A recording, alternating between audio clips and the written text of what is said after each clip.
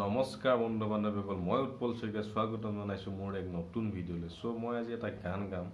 এইটো গান বহুত দিনৰ পৰা মই গুণগুণাই থাকোঁ আৰু মোৰ ভালো লাগে, বহুত মোৰ প্ৰিয় গান। আপোনালোকে শুনিব, লাইক কৰিব, কমেণ্ট কৰিব, শ্বেয়াৰ কৰিব।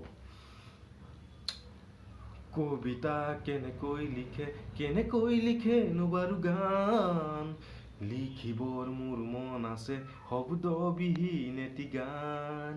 কবিতা কেনেকৈ লিখেনো বাৰু গান, যি ভাষা চকুৱে ক'লে অৰ্থ বিচাৰি পোৱা টান।